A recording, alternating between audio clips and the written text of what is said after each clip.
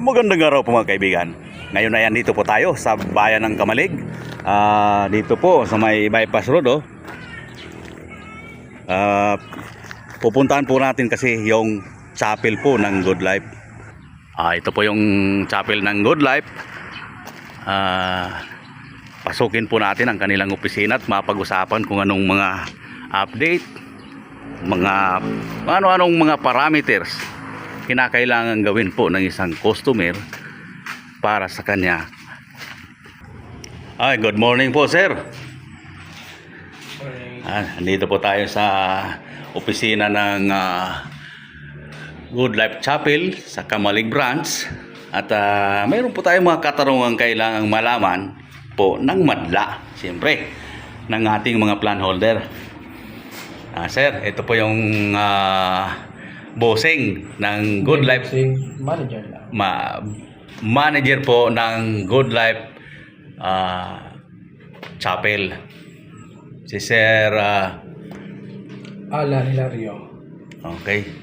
8393. Sir, tungkol sa ating mga namayapa, baka gustong bigyan po ninyo ng detalye. Sa mga namayapa, sa mga plan holder, dito po si Good Life Chapel para kami po ang mag-assist at magbigay ng siyempre magandang serbisyo sa inyong mga mahal sa buhay. Basta kung may mga katanungan kayo, siyempre andito po ako para at least masagot natin lahat. And siyempre, sa lahat ng member ng Damayan Insurance, mas maganda po magpa-insure kayo para at least maganda yung natin future. Yan lang po. Magandang buhay po sa inyong lahat. Okay, sir. Nabalitaan ko po, sir, mayroon po palang extra charge kapag medyo malayo po yung pagdadalhan. Okay po.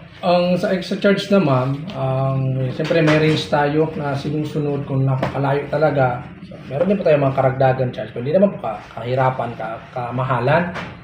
50 pesos lang naman po ang per kilometer natin. Yun. At yung maximum, sir?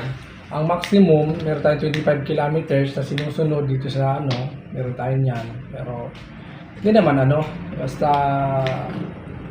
hanggat kaya di chapel. Hanggang ilang kilometro, sir? Hanggang kilometro, 25 free ang natin sa inyo, sa Damayan.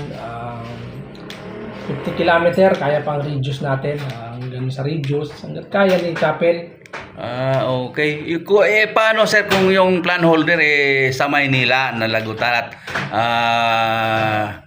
Basta kung kinakailangan pang ibiyahe?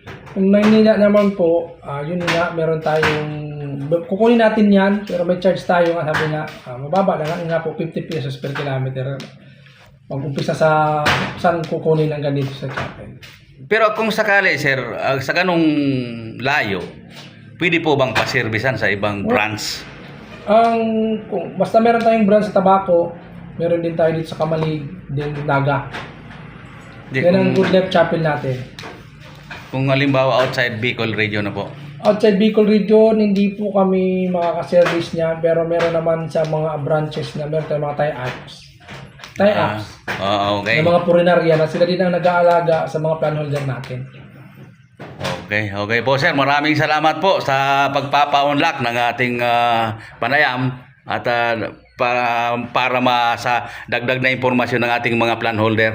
Okay po, at mga kababayan na rin na gustong kumuha ng plan dahil mas maganda po na magpasiguro dahil ang buhay ay hindi po sigurado.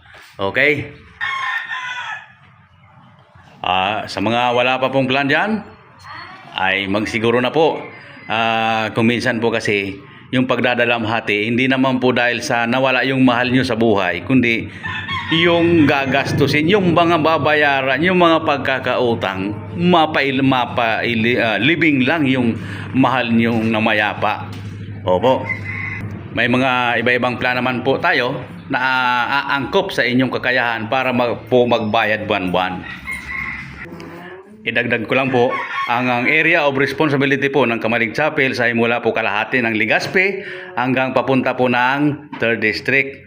At kung lalabas mo po ng probinsya ng Albay, ay mayroon pong 50 kilometers radius. At kung lalangpas pa doon, siyempre yung dagdag na bayad sa per kilometer, which is 50 pesos lamang po. At yun ay kung walang mga tie-ups. Pero karaniwan naman po sa mga lugar, kapag ganong kalayo na po, ay mayroon po mga tie-ups itong Good Life. Okay po mga kaibigan, maraming salamat at magandang araw po sa lahat.